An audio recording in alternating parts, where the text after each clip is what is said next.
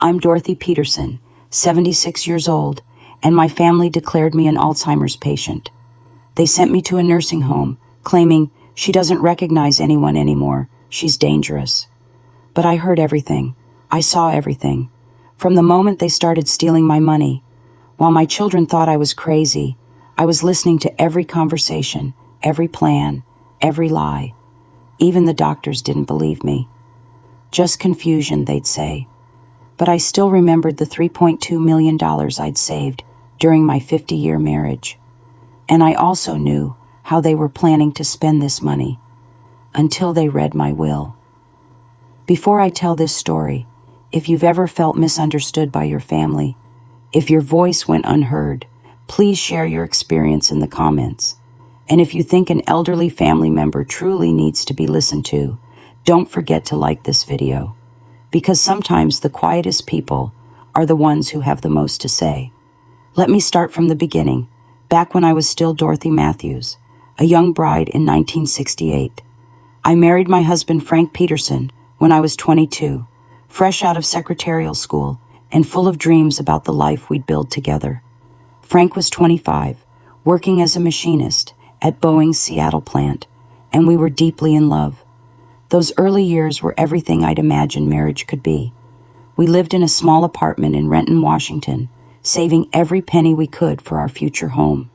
Frank worked the day shift, I worked part-time at a law office, and in the evenings, we'd sit at our tiny kitchen table, planning our life together. We wanted children, a house with a yard, maybe a dog. Simple dreams, but they felt enormous to us. In 1970, our first child Michael was born, followed by Susan in 1972 and Jennifer in 1975. Frank had gotten promoted to supervisor at Boeing, and with my part-time work, we managed to buy a modest 3-bedroom ranch house in Auburn. It wasn't fancy, but it was ours, and I was so proud of what we'd built together. I quit my job when Michael started school because Frank and I believed one parent should be home with the children. It was the 1970s, and that's what most families did. Frank's income was enough to support us comfortably, though we were never wealthy. I became the classic stay-at-home mom, volunteering at school, running the PTA bake sales, chaperoning field trips, and managing every aspect of our household. But here's what nobody knew. I was also secretly building our financial future. Frank was a good man and a hard worker, but he wasn't what you'd call financially savvy. He'd cash his paycheck, give me money for household expenses, and spend the rest on tools, fishing gear, or his beloved 1967 Mustang. He trusted me completely to handle the family budget, and I took that responsibility seriously. Every week, I'd take the grocery money Frank gave me and perform little miracles of frugality. I clipped coupons, shopped sales, bought generic brands, and cooked everything from scratch. Where Frank expected me to spend $50 on groceries, I'd spend $35 and quietly save the difference. When he gave me money for the children's clothes, I'd shop thrift stores and clearance racks, then save what was left over. I opened a savings account that Frank didn't know about. Nothing deceptive, just a place to put the money I saved through careful household management. Pin money, my mother would have called it. The account started with $5 here, $10 there, but over the years it grew steadily. I also started investing small amounts in stocks. My father had taught me to read the financial pages of the newspaper, and I'd always been good with numbers. I'd study company reports at the library, research dividend payments, and make careful, conservative investments. Nothing risky, blue-chip companies, utilities, established firms that paid steady dividends. Frank never asked about our finances beyond whether we had enough money for immediate needs. As long as the bills were paid, there was food on the table, and the kids had what they needed, he was content. He had no idea that his careful wife was steadily building wealth through decades of small savings and smart investments. By 1990, when our youngest Jennifer graduated high school, my secret account had grown to nearly $800,000. The stock market was doing well. I'd reinvested all dividends, and 20 years of consistent saving had compounded beautifully. Frank thought we had maybe $10,000 in savings. I knew we actually had almost $1 million. I never told him because I was waiting for the right time, maybe when he retired, when we might need the security. But Frank died suddenly of a heart attack in 1995, when he was only 52 years old. I was 49, and suddenly I was a widow with grown children and a secret fortune nobody knew existed. Frank's death devastated me, but it also revealed something troubling about my children. Within a week of the funeral, they were asking pointed questions about Dad's life insurance, the house, and what financial provisions had been made for Mom. They seemed more concerned about money than about my emotional well-being. Michael, my oldest, appointed himself the family financial advisor. "Mom, you're going to need help managing things now. Dad always handled the money, and you don't understand these things. Why don't I take care of the bills and investments for you?" Susan was more direct. "Mom, this house is too big for you now. You should sell it and move into a smaller place, something more manageable. Jennifer and I could help you find something nice." Jennifer, my youngest, was the most manipulative. "Mom, you know you can't live alone forever. Women your age need support. Maybe you should think about moving closer to one of us so we can keep an eye on you." They were 25, 23, and 20 years old respectively, and they were treating me like I was helpless. But I wasn't helpless. I was wealthy, grieving, and beginning to see my children's true priorities. I played along for a while, letting them think I was the financially naive widow they assumed I was. Meanwhile, I continued managing my investments, which by 2000 had grown to $1.8 million. I lived modestly on Frank's life insurance and Social Security, never touching my hidden wealth. My children settled into their adult lives with varying degrees of success. Michael married his college girlfriend and went to work for a software company in Portland. Susan became a nurse and married a man who seemed to change jobs every few months. Jennifer got pregnant at 22, married the father, divorced him 2 years later, and struggled as a single mother while pursuing various get-rich-quick schemes. Over the years, they all came to me for money. Small amounts at first, help with a car repair, assistance with a security deposit, money for Christmas gifts when times were tight. I always helped, using the interest from my investments while preserving the principal. But their requests became larger and more frequent. Michael wanted a down payment loan for a bigger house. Susan needed money when her husband was laid off. Jennifer had a series of financial crises, medical bills, legal fees, business investments that failed. I helped them all, but I began to notice a pattern. None of them ever paid me back, despite their promises. None of them seemed to appreciate the sacrifices I was making, and all of them continued to treat me like I was financially helpless while simultaneously asking me for money. By 2010, when I was 65, my children had collectively borrowed over $200,000 from me. My investment account had still grown to $2.8 million despite these loans, but I was beginning to feel taken advantage of. That's when I started testing them. I told Michael I was having trouble managing my finances and asked if he could help me understand my bank statements. Instead of sitting down to explain things, he immediately suggested I sign a power of attorney, giving him control over my accounts to make things easier. I told Susan I was worried about being able to afford my medications. Instead of helping me research prescription assistance programs, she suggested I sell my house and move in with her, in the converted garage of her small home. I told Jennifer I was concerned about being alone as I got older. She immediately started researching nursing homes and suggesting I could contribute to the family by helping with her teenage daughter's college expenses. None of them offered emotional support, companionship, or practical help with daily tasks. They all immediately jumped to solutions that would give them access to or control over my money. So I decided to conduct a larger experiment. In 2015, when I was 70, I started acting slightly confused about small things. I'd forget where I put my keys, ask the same question twice in a conversation, or get briefly confused about what day it was. Normal aging stuff that happens to everyone, but I exaggerated it slightly. My children's reaction was swift and telling. Instead of being concerned about my well-being, they were excited about the implications. "Mom's really starting to decline," Michael told his sisters in a phone call I overheard. "We need to start thinking about getting control of her finances before she does something stupid with her money." "She shouldn't be living alone," Susan agreed. "What if she falls and no one finds her for days? We could be liable." "The house is worth at least $400,000 now," Jennifer added. "If we sell it and put her somewhere affordable, there could be a nice cushion for her care, and maybe some left over for emergencies." By emergencies, she meant their ongoing financial problems. They started pressuring me to see a doctor about my memory issues.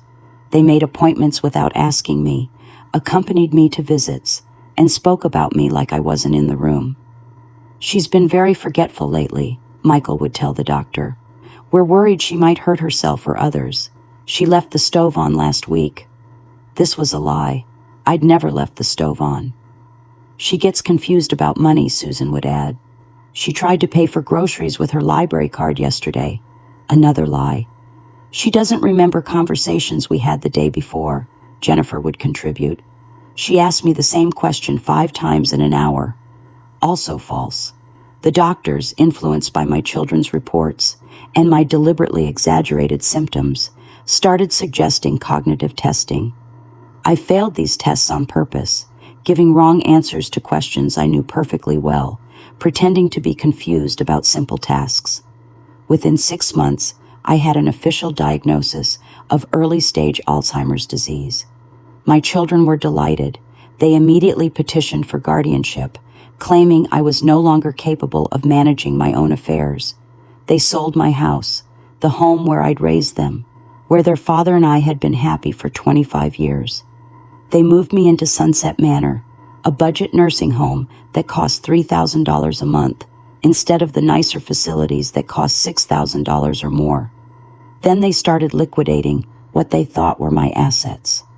They found my regular checking and savings accounts, which contained about $50,000, money I deliberately left visible for them to find. They also discovered Frank's old 401k, worth about $80,000, which I'd never touched. But they never found my real investment account, the one worth $3.2 million, because it was held under my maiden name at a different bank and managed by a financial advisor I'd worked with for years.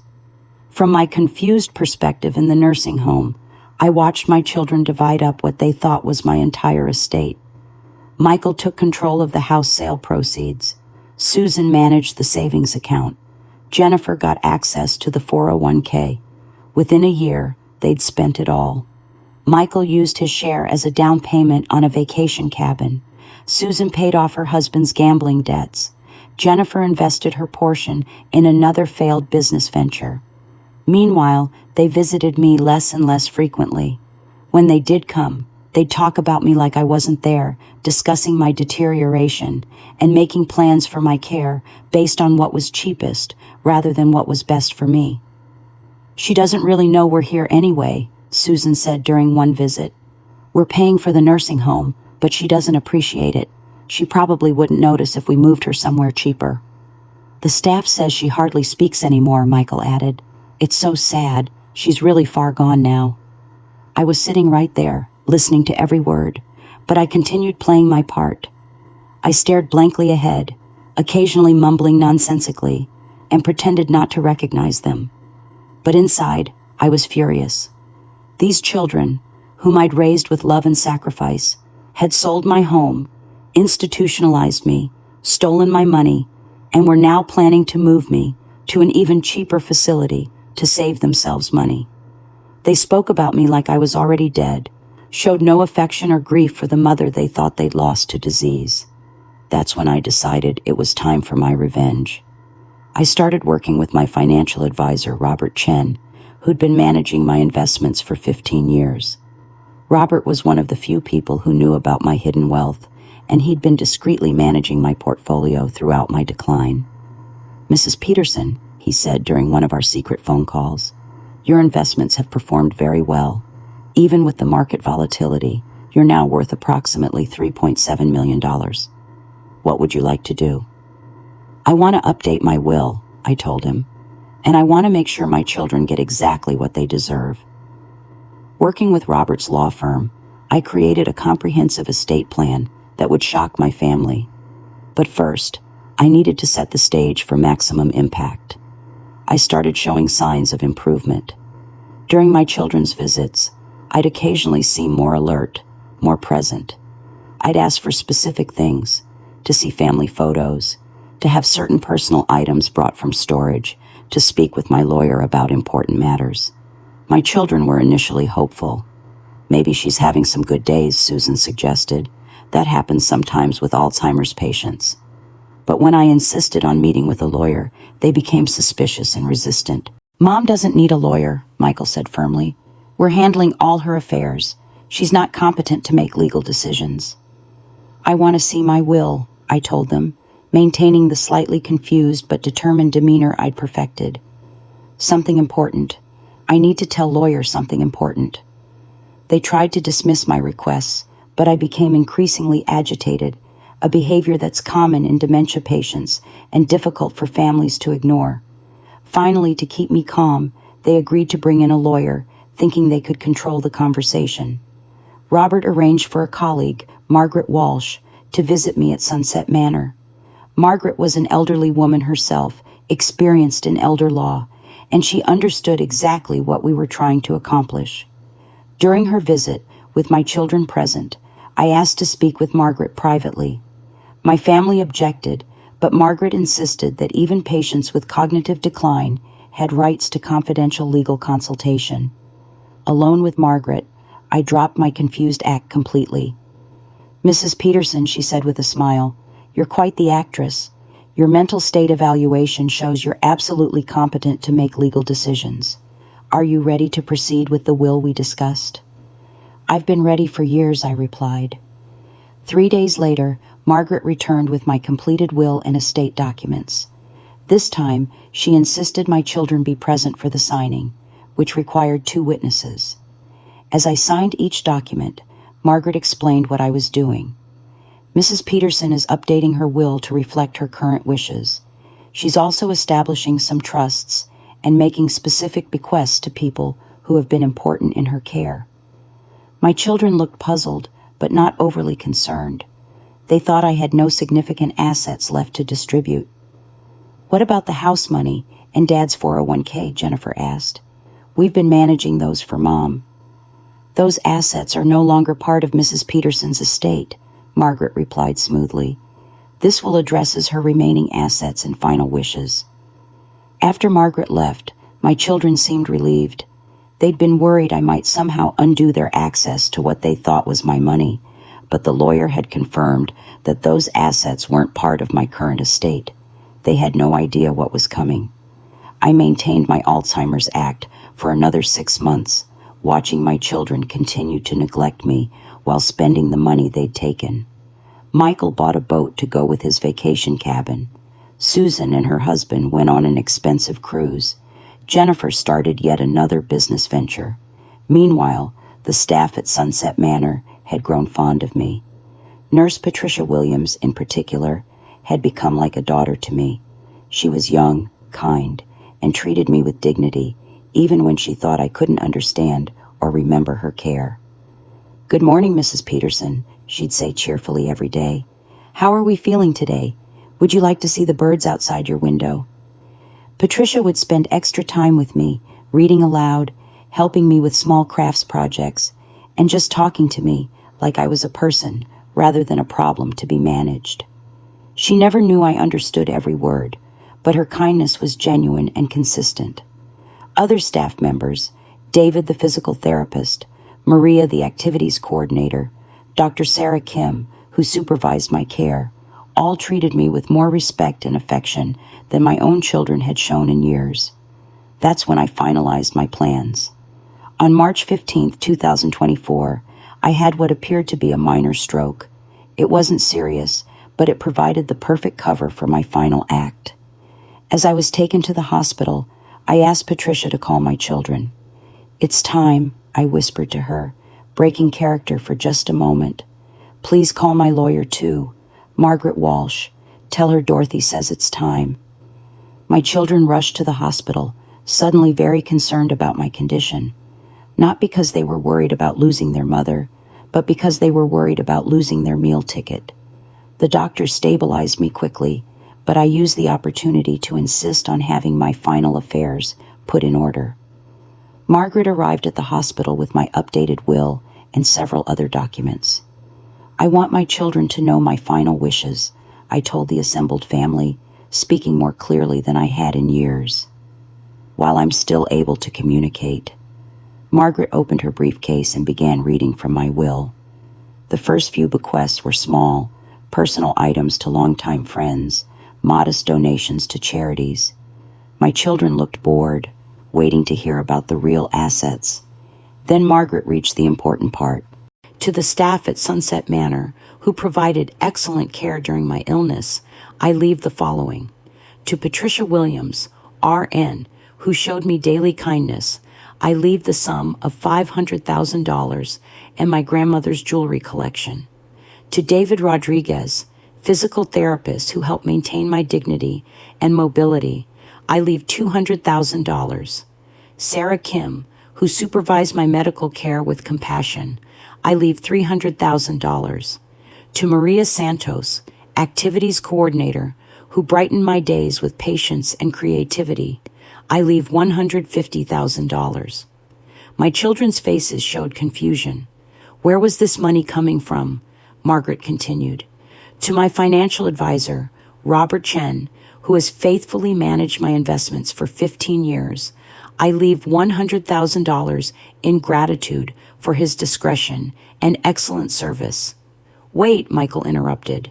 What investments? Mom doesn't have any investments. Margaret smiled. Mrs. Peterson has been quite wealthy for many years. She accumulated approximately $3.7 million through careful saving and investing over 5 decades. The room went completely silent. Susan's mouth fell open. Jennifer started shaking her head in disbelief. That's impossible, Michael stammered. We've managed all of Mom's money for years. We sold her house. We had access to her accounts. You had access to the accounts Mrs. Peterson allowed you to find, Margaret replied. She maintained a separate investment portfolio that you were unaware of. Then came the final blow. To my children, Michael, Susan, and Jennifer Peterson, who moved me into a nursing home and spent what they believe was my money without my permission, I leave the following message. You showed me who you truly are when you thought I couldn't understand or remember. You sold my home, stole my money, and neglected me because you thought I was helpless. You spoke about me like I was already dead and treated me like a burden rather than your mother who raised and loved you. You get nothing from my estate because you already took everything you thought was yours to take. The money you spent was my gift to show me your true character. I hope it was worth it. The explosion of outrage was immediate and vicious. This is fraud, Michael shouted. She's been lying about having Alzheimer's. She can't do this. The will is invalid, Susan screamed. She's been deceiving doctors, deceiving us. She's mentally incompetent. I want that money, Jennifer shrieked. We're her children. She can't give it all away to strangers. But Margaret was prepared for their objections. Mrs. Peterson underwent a complete mental competency evaluation yesterday with 2 independent psychiatrists. She's been found fully competent to make these decisions. Her previous Alzheimer's diagnosis was based on symptoms that appear to have been exaggerated. Dr. Kim, who had been quietly observing, stepped forward.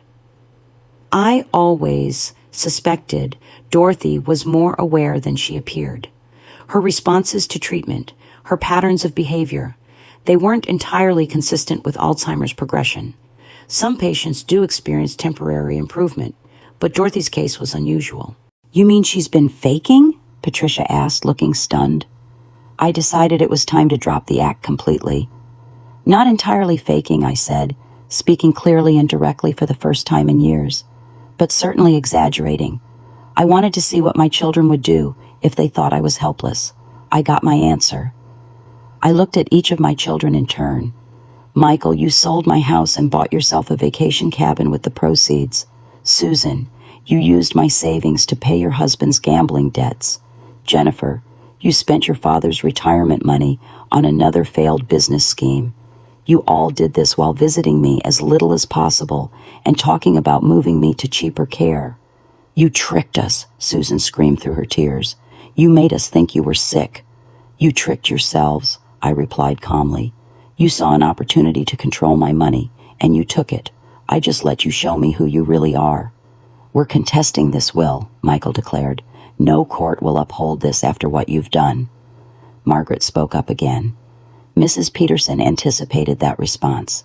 Every conversation you've had about her care, every financial transaction you've made, has been documented.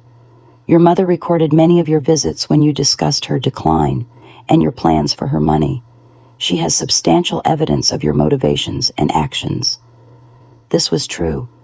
Robert had arranged for tiny recording devices that I'd worn during family visits, documenting their callous discussions about my care and their excitement about accessing my money. Furthermore, Margaret continued, Mrs. Peterson's financial advisor can testify that she's been actively managing her investments throughout this entire period. Her instructions were always coherent and financially sound. There's substantial evidence that she was competent all along. My children left the hospital that day in fury, threatening lawsuits and family destruction. But their threats were empty. The will was ironclad, my competency was established, and their own actions had been thoroughly documented. 6 months later, the estate was settled exactly as I'd specified. Patricia used her inheritance to go back to school for her nurse practitioner degree. David opened a physical therapy clinic specializing in elderly care. Dr. Kim established a research foundation for dementia care.